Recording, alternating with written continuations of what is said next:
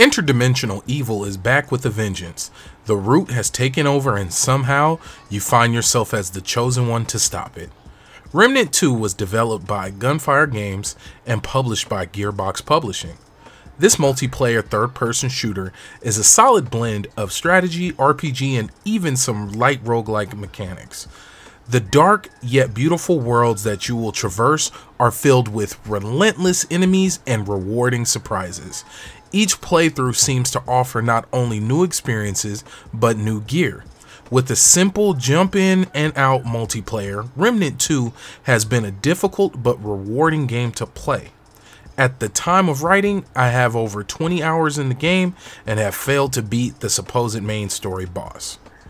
Gunfire Games has found a way to meld Souls-like mechanics and third-person over-the-shoulder shooting into an epic experience. Dodging, casting abilities, modifying weapons, augmenting your dragon hearts, healing items, and grinding a specific location for crafting material. These are a small number of things you will find yourself doing during your time in Remnant 2. Remnant 2's story.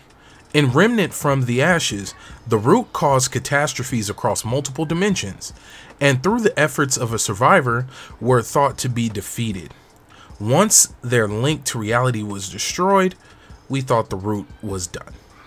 Like all proper evil entities in Remnant 2, the root is back and stronger than ever. You are a simple survivor who gets swept up in saving humanity and reality. You start the game off in a sewer system that will seem familiar to those who have played the previous entry to the series, and you quickly find yourself in an unbeatable situation. At the very last moment, two characters come in and use some crazy abilities to save the day. Once you make it out of the sewers, you arrive in a settlement that will be the central hub for the rest of your time in Remnant 2. Most of the NPCs and merchants are aged up characters from the previous game. Mudtooth, Wallace, Bo, McCabe, Reggie, Riggs, and the founder of the settlement Ward 13 himself, Ford, are all in this area. All except Bo are merchants with supplies ranging from crafting needs to weapons. Your saviors from the sewers are Bo and the extremely powerful Clementine, who was also from the previous title's DLC. The importance of Clementine. Clementine was one of the dreamers from the previous game. Basically, that means she was used by the root to connect to the other worlds. And without getting too heavy into spoilers, she quickly becomes a core part of the main story in Remnant 2. This game uses all forms of storytelling throughout the worlds you will visit. An NPC may be in the middle of the map that describes what happened to that world, or there are plenty of books and audio logs alongside environmental storytelling that paint a vivid yet gruesome tale of how the root ruined a location. Remnant 2 does an amazing job of building off of an existing universe while also creating a fresh story. This is not your average action-adventure game. Remnant 2 blends together a few easily recognizable game genres, but then adds a twist to make it something truly special. Beyond shooting a variety of creatures and humanoids, you will be solving intricate puzzles, deciding the fate of a kingdom, and maybe even helping an orphanage. The combat in Remnant 2 at its core is simple. You have a long gun, which includes snipers, automatics, semi-automatics, etc., melee weapons, and sidearms. You will be using these weapons to fight through what at times seems like hordes of enemies. Using an Xbox controller, in order to shoot, you have to hold the left trigger in order to aim your firearm, and then right trigger to shoot. There is no shooting from the hip, so pressing right trigger alone will activate your melee weapon. Moving on to the archetypes and abilities, there are currently 5 archetypes to start with this game. You have the Hunter, who has the ability to focus on range damage. There is the Medic, whose abilities focus on healing and resurrecting fallen squad mates. There is also a tank class called the Challenger, which focuses on heavy armor and melee weapons. Then there is the gunslinger archetype that leans in on weapon handling and ammo efficiency. But the archetype I believe that will be the most popular, for obvious reasons, is the handler. The handler archetype comes with a canine companion that will not only resurrect you and your down squad, but will also buff the squad with its howl. Once you reach a certain power level with your starter archetype, you will be able to add a second archetype to create a hybrid class. The new class will allow you to utilize the perks and abilities of both archetypes. I have been playing as a hunter and a medic for most of my playthrough. The ability to increase range damage and add shields to my party has become a core part of my playstyle. And the synergy that can be created from having a party with the mix of archetypes creates some top tier in-game moments. Now, a major part of this game is its dynamically generated dungeons and areas. Players may start the game in the same world, but have a completely different experience. I have been playing with 2 other people and each one of our worlds has been varied. Bosses, NPCs, puzzles, and even loot has been completely different within the same regions. And on top of that, you often have a couple of ways to beat a boss that results in a variety of loot drops.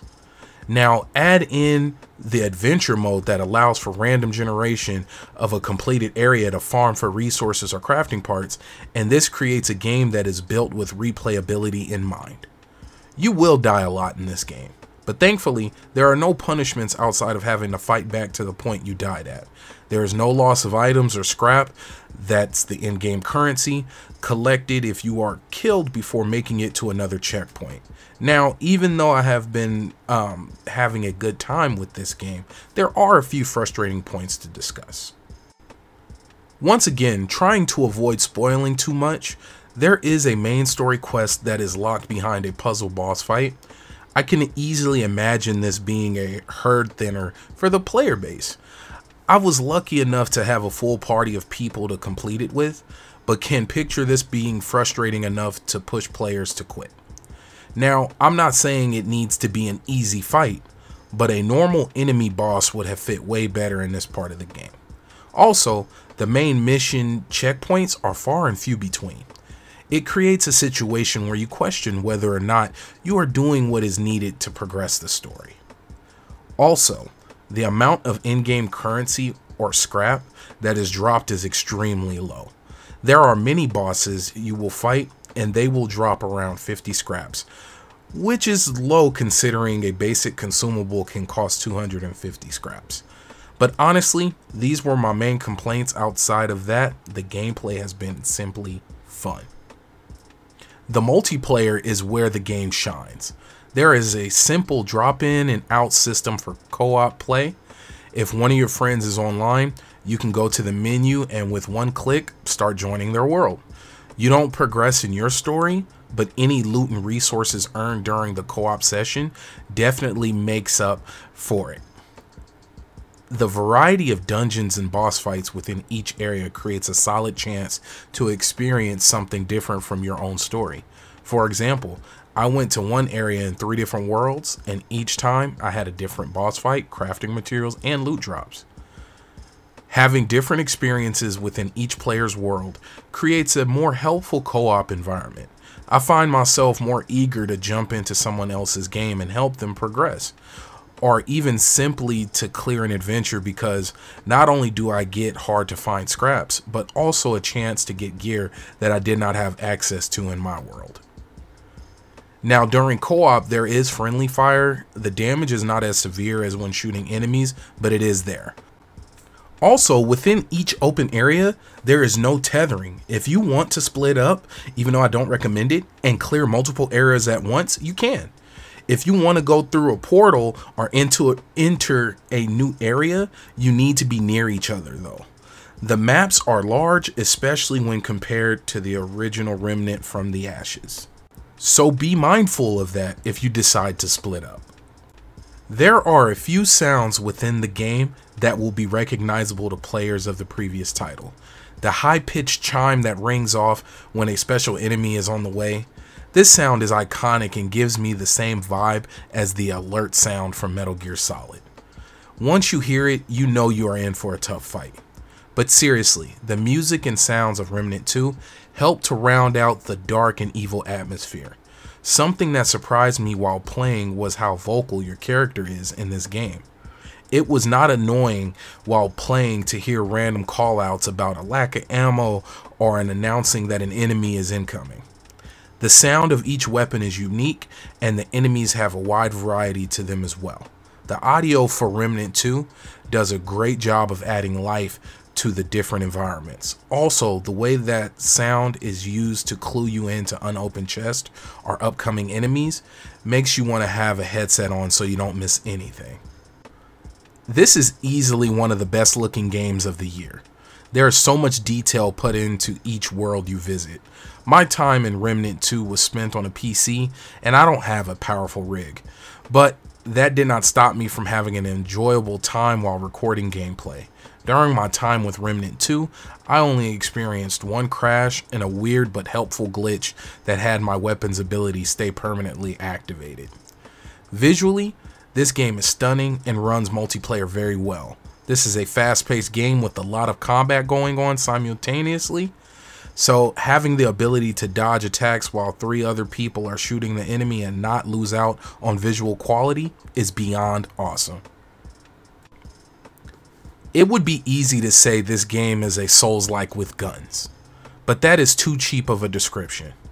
Gunfire Games has created a game that has the ability to shine in a year stacked with big releases. Replayability, fun engaging combat, drop in out co-op, and a playstyle for just about anyone.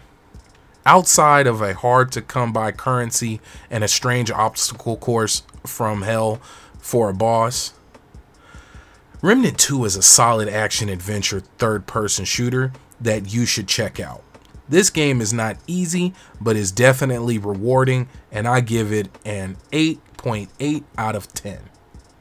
Thank you for taking the time to check out Level 1 Gaming's review of Remnant 2. Now make sure to hit that like and subscribe button, and once again, thank you to Gearbox Publishing and to Gunfire Games for giving us a copy of Remnant 2. Much love. Get all your news from LV1gaming.com. Peace.